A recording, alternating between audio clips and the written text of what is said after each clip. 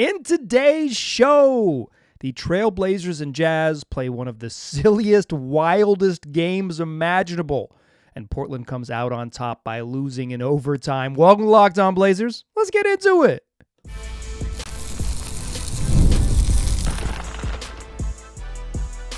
You are Locked On Trailblazers, your daily Portland Trailblazers podcast, part of the Locked On Podcast Network. Your team every day. What's up, world? It's your past first point guard and Trailblazers reporter, Mike Richmond. You're listening to another episode of Locked On Blazers, part of the Locked On Podcast Network, available wherever you get podcasts and also on YouTube. Thanks for making this show your first listen, coming at you each and every weekday, Monday through Friday. So make it a part of your daily routine. Make it your first listen. Tell your friends to do the same. It's Locked On Blazers, your team every day. In today's show, we are going to be talking about a truly bonkers Blazers game. Truly bonkers. They lose/win in overtime, 133-126.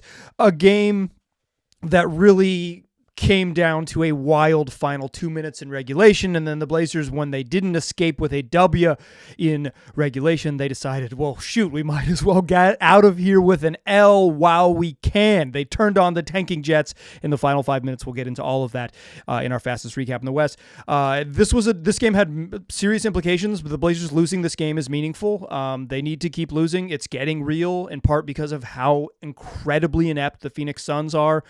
Bless their little $150 million tax hearts, but they stink, and their stinkiness is actually making the Blazers' noble decency a little more challenging. Portland has to lose, and they did it tonight in Salt Lake City. Plus, I want to talk about the Jazz rebuild versus Blazers rebuild. I kind of think they're doing things from the opposite direction, right? Like the Jazz started in a way that the Blazers have now found themselves, and I think comparing the two teams that are going to want to rise from the bottom of the West standings is an interesting spot to look at, because the Blazers rebuild is, it is taking its own path, and I think the Jazz obviously took theirs. Let's get into the recap in this game, because what a wild one. Jazz win 133-126 in overtime. Shaedon Sharpe scores 15 in the first quarter. The Blazers are up 4 after 1. Jazz come back, lead by as many as 8 in the second quarter, going to halftime up 3. Then Shaedon Sharpe comes back. He only made 1 shot in the second quarter, but 11 more points in the third quarter. He has 29 points and through 3 quarters. 29 through 3. Shaedon's killing it. The Blazers are playing this game still without Scoot Henderson, still without Anthony Simons, without Denny Avdia. I would assume Denny Avdia's season is done. I can't imagine he plays this weekend. Great year for Denny. We'll talk about it when it's all over, but I would assume his season is done. But I would be surprised if we see him again. Obviously, Jeremy Grant, DeAndre Ayton, Rob Williams, those guys are out. But so you're starting Delano Banton, Shaedon Sharpe, Donovan Clingan, Tamani Kamara, Matisse Thybulle. Duop Brief is available in this game, according to Blazers PR, prior to tip-off, but does not play.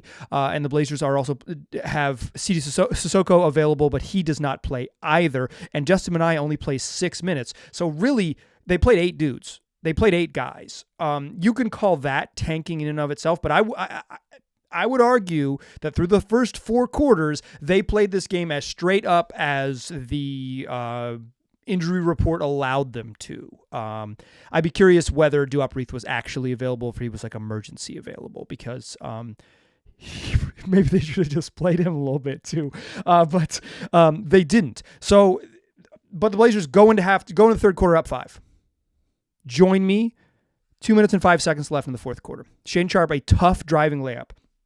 Okay, before we get into the fourth quarter real quick, the Blazers broadcast included Evan Turner tonight. He sat in for Lamar Hurd, and it was a special fun thing. And Evan Turner is just he's so himself. He just says what's on his mind. At one point he said, "I got to call my bookie" during the broadcast. Matisse Thybulle had a massive dunk in the fourth quarter. He says, "That rim has a family."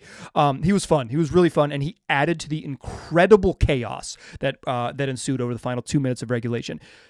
The end of this game is really, really, really something. To the notebook from our fastest recap in the West. Blazers, Shaedon Sharpe hits a tough layup on the left side, finishes. They're up to 112, 110, 2:05 left. Blazers get a couple stops, but they don't score. And so now the clock's ticking under 45 seconds, and Ryan Rupert misses a three.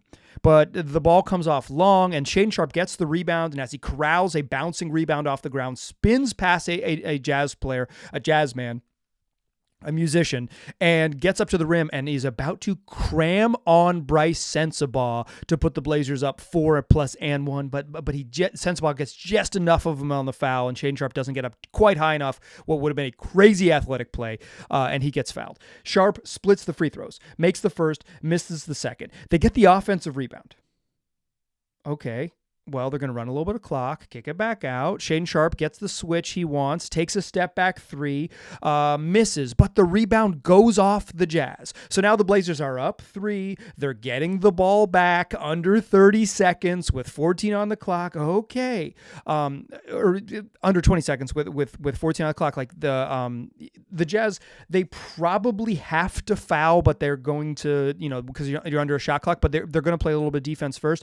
As the ball kicks out to the top of the key, Matisse Thybulle makes a bad play, turns the ball over, a live ball turnover, and Bryce Sensabaugh kind of slaps it ahead to Kyle Filipowski. Although Kyle Filipowski grabs the rebound, dribbles it once with his outside hand, with his left hand to corral it, then grabs the ball with 2 hands, takes 2 steps, and dribbles again and dunks a hilarious, blatant Wile E. Coyote-style double dribble in the open court. But Chris Murray is crashing down on him and probably fouls him as he dunks it. So Kyle Filipowski double dribbles, blatant double dribble at full speed, but they don't call it, and he almost certainly got fouled, but they don't call that. What?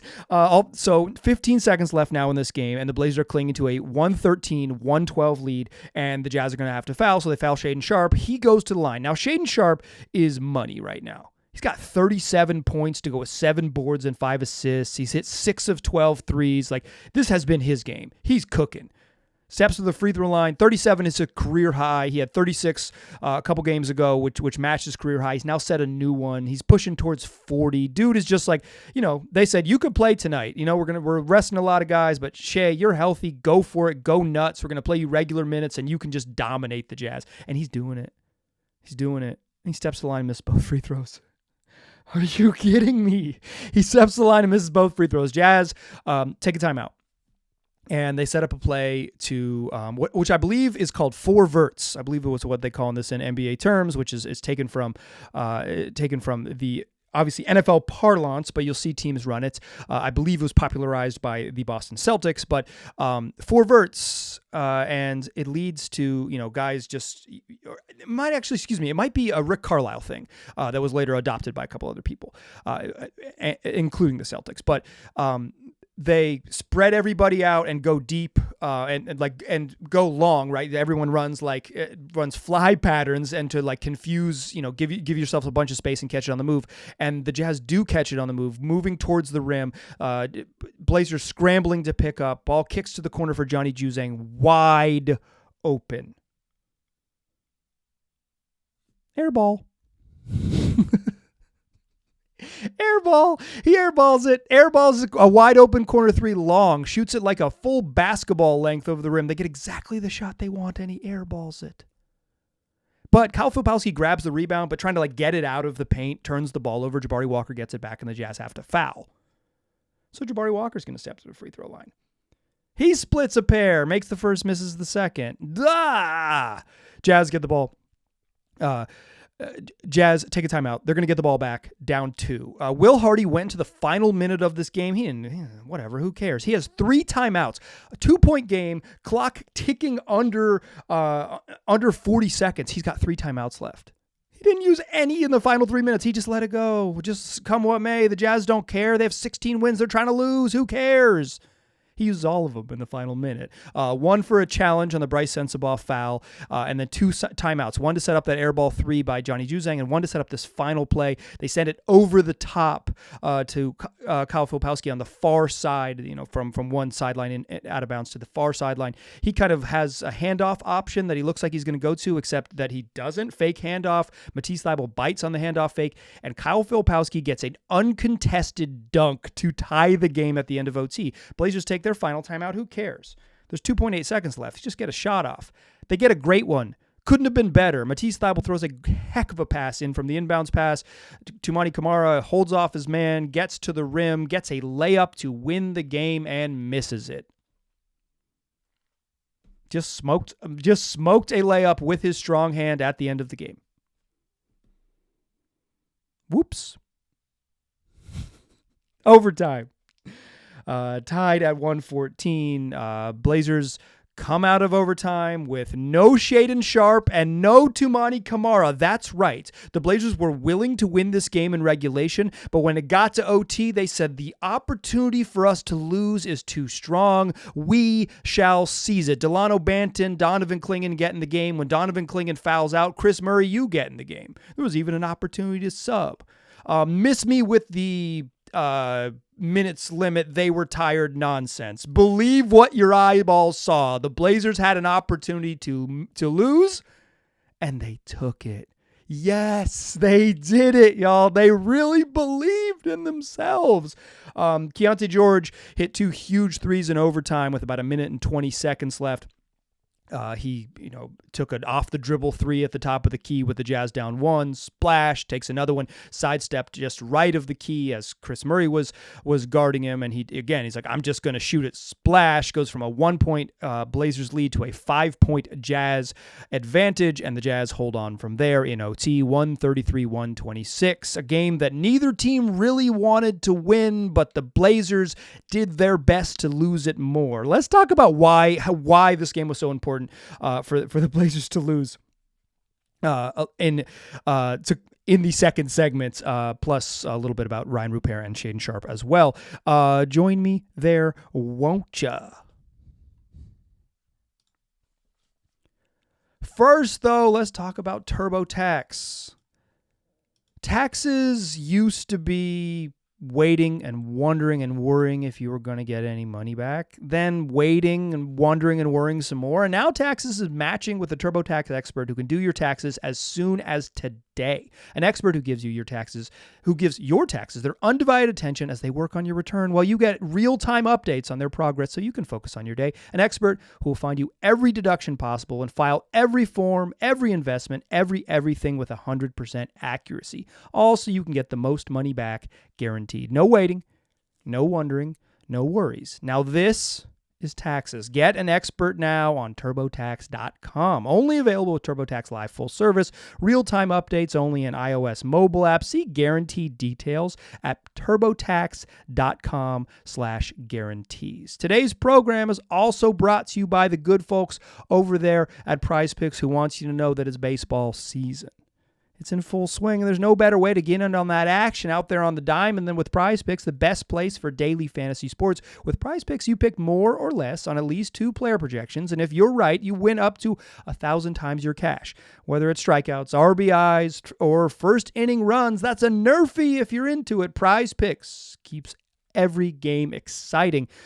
So whether you want to bet on the worst team in the NL West, whether you want to get in with on your lineups with the worst team in the NL West with the Rockies or some more competent baseball teams, PrizePicks has all of that for you. Setting a lineup just takes 60 seconds, and you win when you win. And the payout is super quick, safe, and secure. And you can always take advantage of some of their deals like Taco Tuesday, where PrizePicks offers discounts on select player projections for even more value. Download that app today and use the code LOCKEDONNBA. You get $50 instantly after you play your first $5 lineup. Don't even have to win. Just play that first $5 lineup. When you use that code LOCKEDONNBA, you get $50 instantly. PrizePicks, run your game. All right. This game was huge for the Blazers to lose. Because a couple things. Huge for the Blazers to lose.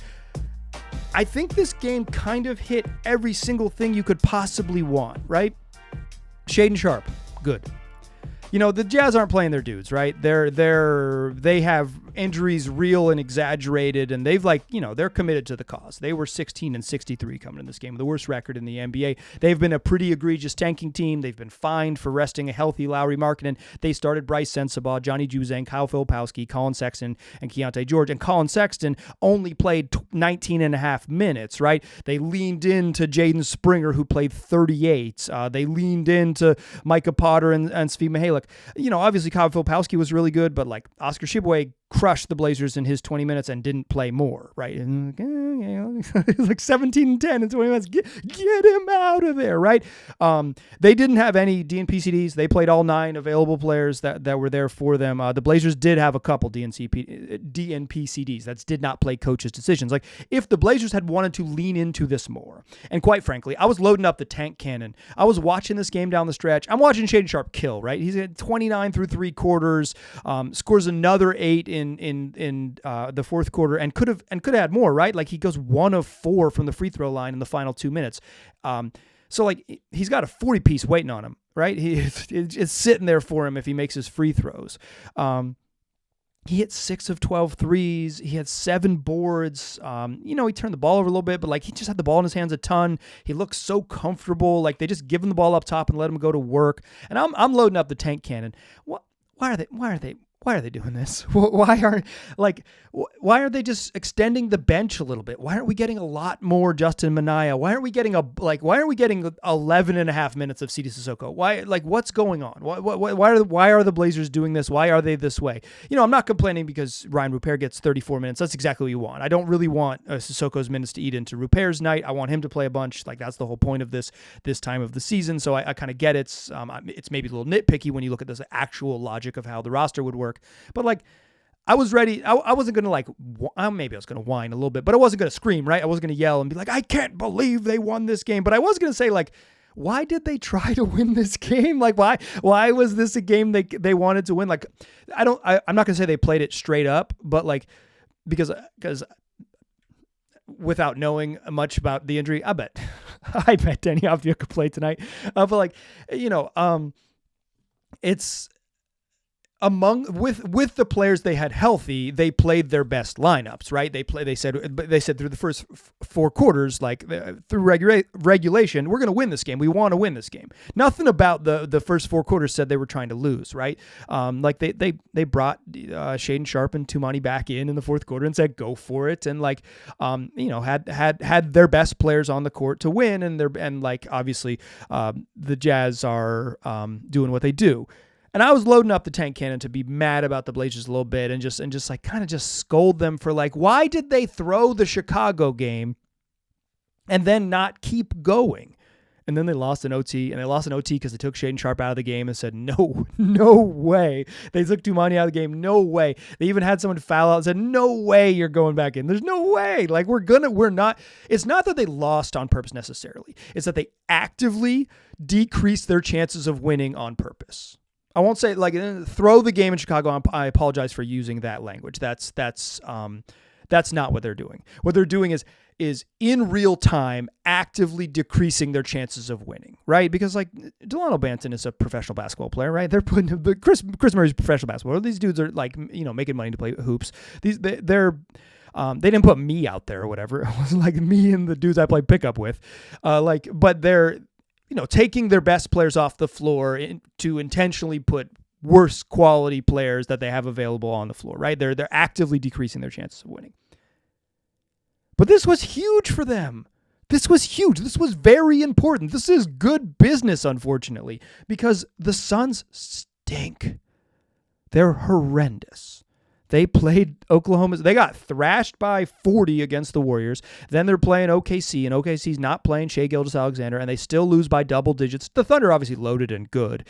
I think the Thunder are going to win the championship, and everyone's going to be like, oh, they were a sleeping juggernaut. No, they weren't sleeping. They've been like the numbers suggest that they're a historically good basketball team. They're excellent. But obviously, like Shai is driving the boat, and they don't have Shai, and they still the Suns still lose. Obviously, they're dealing with some injuries of their own, etc. But they're such a mess. What a joke of a franchise. They're the most expensive roster in the NBA. They are not going to make the play-in. They're an absolute clown show in the desert. One of the most disappointing teams, I think, of the last decade, right? Like they just stink in a way that is like pretty much related just to like on-court production stinkiness, bad vibes stinkiness. But they're 35-45, and so are the Blazers. And if the Blazers had won this game, if Toumani Camara makes a layup, the Blazers would have fallen to 10th place in the lottery odds. That's meaningful. Like, I mean, I've talked about it a bunch on here, but like it sucks that it's meaningful, but like it matters. Like it really does. It's not. If you're in 10th, like you just drop so dramatically to that 14% of a top 4 pick versus 20% of a top 4 pick. Like it's that is a meaningful drop.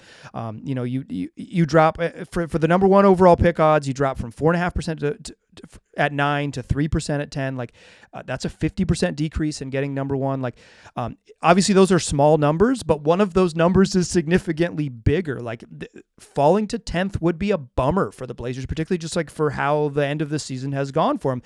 When they decided they didn't want to make a push for the play-in by losing that game in Chicago, by not pushing to win that game in Chicago when they could have, obviously it would have been a long shot anyways, right? But like by making that decision and then also falling to 10th, that's a double bummer for them. So this game was huge to lose because now they're tied with the Suns. And if the Blazers can just they're going to play the Warriors on Friday. The Warriors need to win. The Blazers need to lose. I think that's a loss. Sunday will be interesting. Whether the Lakers have anything to play for and the Blazers' final home game of the regular season. Now, we've seen the Blazers really have some stinkers at the end of the year, but it's, we'll see what that looks like on Sunday. That'll be interesting. But I think Friday is like Friday's a game that the Warriors will really need to win back in Portland. I think that'll be a game where it's like one of the teams desperately wants to win. Obviously, players still want to win, but like we'll see what the organization does. If the Blazers and Suns remain tied, how the lottery odds are, or lottery order is decided is there's no coin flip or anything. There is a coin flip, but it's only for you just split the odds, and then there's a straight up, like you split the total number of combinations in half between a team that you're tied with, and then they flip a coin, and that coin, the remaining combo goes to that team that wins, and they are considered the higher seed if both teams don't win the lottery. So if you don't jump up into the top 4 and the Blazers remain 9 and 10, if they win, tied with the Suns at 9-10, whoever wins the coin flip would get the extra combo and be 9 should the order like play out as normal. Again, the lottery is only for those top 4 seeds. I feel like people forget that this time of year, or at least talk about it in the wrong way. Meaningful loss. I thought Ryan Rupert was good in this game. I thought that was nice to see. As I mentioned in my show yesterday, it's like one of the things I want to watch is Ryan Rupert get big minutes and play well, and I thought he did. Now, he didn't shoot well, 1 of 7 from 3, but he did, he finds ways to score, uses length to make low floaters and shots around the rim, got to the free throw line for 5 shots. Wasn't like an elite Rupert game, but like him to finish with 19 and 4 is like, yeah, that's the type of progress you want to see. I thought Jabari Walker continues to do stuff that's fun, 15 and 7 off the bench for him.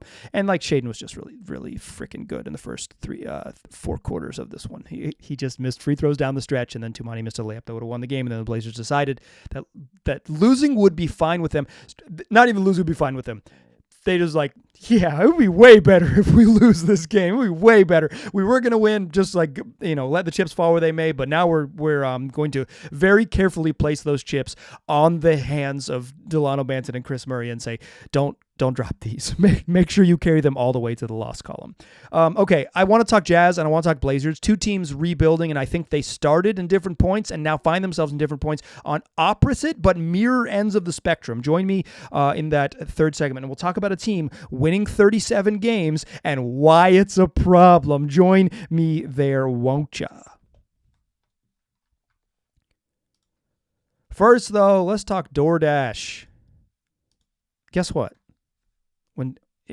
In the dwindling days of the regular season, you can still save money if buckets happen. They swoosh, you save, thanks to Dash Pass. Every time a player drops 50 or more points in a game, you score a huge deal the next day. It's simple. When any player scores 50 or more points in a game during the NBA regular season, Dash Pass members get 50% off an order up to $10 the next day from noon to midnight if you're on the East Coast. But really, for my West Coast listeners, it's 9 a.m. to 11:59 Pacific time. 9 a.m. to 11:59 Pacific time. if someone scores 50 in a game, you can use the promo code and save yourself 50% off your order up to $10. So whether that's, right after you watch a game and you got a late night craving, or it's lunch the next day and you need something quick and easy, Dash Pass, you can get your favorite meals with $0. If you have Dash Pass, you can get your favorite meals with zero delivery fees and reduced service fees. Plus, now you can save even more with this exclusive offer. Let me tell you about the exclusive offer. First, sign up for Dash Pass, be ready to save. And then someone scores 50 points, and you're going to get that 50% off the next day when you use the promo code NBA50 from 9 a.m. to 11:59 p.m. Pacific time. You see a 50-point game, use that code NBA50 on eligible orders at participating merchants. You must have an active Dash Pass account. Terms apply. Visit DoorDash to learn more. All right, still a pass first point guard. I'm still Mike Richmond, and you are still listening to Locked On Blazers.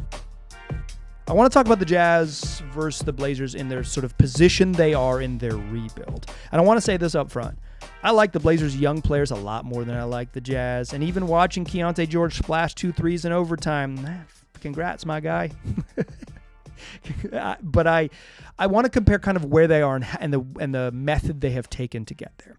The Jazz rebuild started in earnest in the summer of 2022 when they very suddenly tore the franchise down, trading Rudy Gobert and Donovan Mitchell for a haul of draft picks and some young, interesting players, including Lauri Markkanen, Walker Kessler, Colin Sexton, but those players and a slew of draft picks, mostly swaps, but a couple unprotecteds along the way, and some future swaps where if you're betting on the Cavs being particularly good and the T-Wolves staying ahead of the Jazz, the swaps won't come up too much, but at some point you get you just get to you could have the opportunity should it arise to really cash in.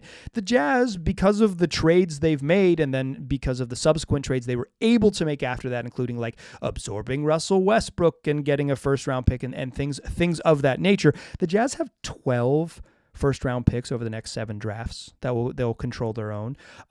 They basically, in the odd years, they have multiple picks. They've got 2 in 2025. They'll have 3 in 2027, 2 in 2029, and 2 in 2031, including an unprotected Phoenix Suns pick in 2031. Those rascals in Utah. 7 of those picks, the way the rules work, are tradable right now. They got movable parts. But because of the timing of the trade and because of how good Lauri Markkanen was and because the Jazz weren't down for the cause, they kind of bumbled through the first couple years of this rebuild, in my opinion. Right now, what the Jazz are doing stinks to high heaven. It is not enjoyable to watch a team lose, win 16 games and then tonight, like the Jazz won. They win in overtime. The building was enjoying it. Like, Keontae George hits 2 threes and then he throws a lob to Kyle Filipowski and the building was rocking. I was watching it. I was enjoying Evan Turner. Like the fans are having fun enjoying a win because fans are programmed to enjoy their team winning. But like, realistically, this win hurt the Jazz a great deal in their quest to like not end up with the 6th pick in the NBA draft. Because just the way the odds work, you're likely to fall, even if, because of the flattened odds, all of those teams, all the top 3 teams, all with 14% chance at number 1, you're just likely to fall. That's just how the math works. In fact, if you have the number 1 overall pick, even with the worst record in the league, the most likely selection you have, the overwhelming likely spot you end up is 5th, right? You have to defy the odds not to drop 4 spots, because that's how the lottery works, because you're pulling the lottery for 4 picks. You're the most likely scenario is you fall. The Jazz winning tonight, greatly increases the chances that those other 17 win teams will find a way, or at least win the coin toss, right, and end up with a better spot for them. This was bad for the Jazz because of the league's stupid incentives. But this is the first year that they've really been down for the cause at this level. And in the summer of 2022, when they acquired Lauri Markkanen, they had a couple things working against them. One, Lauri Markkanen was about to pop. He averaged 25 and 8 that year and made the All-Star game. The Jazz were also hosting the freaking All-Star game. So when Lauri Markkanen got good, they said, yeah, we want an All-Star. We want, this was like sort of this like organizational problem that's like a good problem to have, it felt like at the time, right? Because Lauri Markkanen rocked. 25 and 8 is a awesome season. 25 is a pretty big threshold for NBA scorers. Like, that's a dude who can get buckets. And Markkanen that year looked awesome. He won MIP. He made an All-Star game for the first time. And the Jazz won 37 games. And they picked 9th in the NBA draft. And that NBA draft had Victor Wembanyama. Whoops. It also had Amen Thompson, and Brandon Miller looks pretty good, and Scoot Anderson, who at least is, probably better than Keontae George, but anywhere in that top 5, either of the Thompson twins, particularly Vic, obviously, but for a team that just tore it down to win 37 games, that's probably a misstep, right? And it looks more like a misstep when 2 years later you're super tanking. You didn't trade for Lauri Markkanen and kind of skip steps and say, oh, we don't need to lose. We are actually super duper going to lose 2 seasons later. So they win 37 games. They have 3 picks and the 3 first-round picks in that draft, 9, 16, and 28. They pick Taylor Hendricks, who might be good, but they got hurt in the 3rd game of the season, pretty serious leg injury, broke his leg. But has some stuff, good, interesting, lengthy, big defender. We'll see what he turns into. We just haven't seen him very much because he's only played, this would have been his 2nd season, right? But Taylor Hendricks, Keontae George, who had a good rookie year, the middle of his rookie year, Keontae George looked good. He was kind of slow start and really rocky end, and I don't think he's been very good in year 2. But there was a time when I thought, Keontae George is pretty good. He made all rookie team over Scoot, and I think at the time was deserving, and since then it's yeah, I'd just rather have Scoot Henderson. Bryce Sensabaugh's fine, but whatever. And then the following season, 23-24, that's last year, the Jazz won 31 games, but they didn't really start tanking until the second half of the season when they really pulled the plug, and Lauri Markkanen missed a bunch of games at the end of the year for, real and maybe exaggerated injuries. And they ended up with the 10th pick in the draft. Took Cody Williams. They also had a late first and they got Isaiah Collier, and then early second-round pick and got Phil Pawski. I'm not a big Collier believer. He's past first point guard. I believe he broke John Stockton's rookie assist record in Utah. That's a very serious record to break. But I've mentioned this on the show before. I think if you're a past first point guard, what that means is you're a backup. You got to be able to score to start in the league. Almost certainly. And I'm not sure he can do that. He's small and he can't really shoot, but he can really pass. He's fun to watch, but I'm not that high on his future. I think Cody Williams has been horrendous his rookie year. Kyle Filipowski might never be good enough on defense, but he's got some stuff on offense. He's very skilled at his size. He can play even if he went to the wrong college. But 37-31 wins, and now after that, and picking 9 and 10 in back-to-back drafts, now they're down for the cause. Now they're chasing Cooper Flagg, and quite frankly, even if they catch Cooper Flagg, even if they get Cooper Flagg, they capture the flag, they're back in the mix. They're going to be one of the worst teams in the league again next year, just because of their path. They're not going to be, they could be better, but I think the most likely scenario, because none of their draft picks, none of the 6 guys they've picked in the top 32 selections over the last 2 seasons, none of those dudes are clear NBA starters. Not a single one of them. Maybe Keontae George, maybe, but I'm not 100% sold on him as an NBA starter by any means. I don't think any of the other ones have a case for it. And I think that's kind of where I compare them with the Blazers here, is that the Blazers actually spent the last 3 seasons pretty aggressively chasing it at the end of the year. 1 year kind of by default because of injuries, and then a late teardown mid-season during a difference in changing execs. The following year, with Dame, he had an awesome year, but they just kind of sucked. And then they eventually pulled the plug. And hyper tanked. And then last year they just weren't very good. But they were still pretty egregious in their willingness to lose and rest guys, et cetera, et cetera. For instance, Jeremy Grant's never played a game after March 13th in his Trailblazers tenure. And then this year they didn't do it. They never really said, they never did the sort of egregious fake injury thing, right? They had some injuries that they dealt with, but they kind of just won games and pushed for it. And now they're a 35-win team. And the way I feel like the Jazz screwed it up in the Wemby draft by winning 37 games, although that was an interesting year, and they had an all-star, a 25-8 guy and an all-star. I kind of feel like, unless you think Denny Avdia is a lot better than Lauri Markkanen, I feel like the Blazers are in his... Part of me feels like the Blazers are in a similar spot to the Jazz as where it's you probably should have been more down for the cause, but Blazers probably should have been more down for the cause to lose again this year.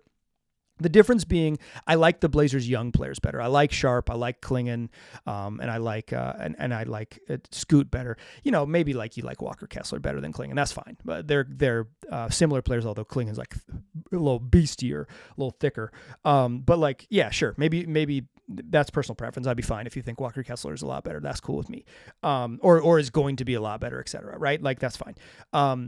But I like the Blazers' young players they have on the roster a lot better than the Jazz. But the Jazz have this trove of draft picks, and they have maybe an all-star. So like, I guess this is in some parts like, if you think Denny is a lot better than Lowry, and if you really think the trajectory of Sharpe and Scoot is like stars, then you could say, yeah, the Blazers are in a way better spot than the Jazz.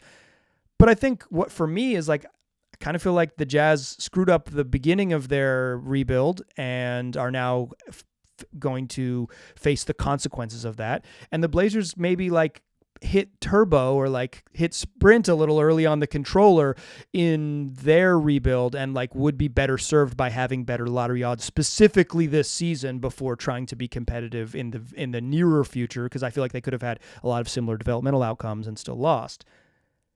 Who would you rather be? Maybe Utah if you believe in the value of that Danny Ainge could get trades done. If you don't, then maybe the Blazers, right? Because I think they've got more better players currently on the roster. But like, I think there's some parallels there with like Colin Sexton and Anthony Simons. Like, hey, these guys are probably not long timers. Who do you trade them for? Type of thing. To some extent, that's the same with John Collins and Jeremy Grant, although not totally comparable because of contract length. Yeah, like I don't think these teams are like totally off. I think they're in similar spaces. And I think some of this comes down to personal preference. And if you really value draft picks, and not just that you make the draft picks, but that you can trade draft picks for stuff. You can package those picks together to accelerate the process, to say, hey, we did get Cooper Flagg and we do have Lauri Markkanen, and now we have, 10 draft picks over the next 6 drafts. Let's make some trades and make it happen. That type of thing. I think that's like more where the value of draft picks comes in is the trading capital as opposed to like the actual selections. Because again, there are many ways to build a team, and asset accumulation just helps you go in the certain directions, whatever direction you want to go. And you would assume that neither Utah or Portland are going to be involved in free agency. If you think the Blazers are in a way better spot, let me know. LockedOnBlazersPod@gmail.com, or let me know in the comment section if you're watching on YouTube. That's going to do it for today's program. I appreciate you listening. I'll talk to you soon.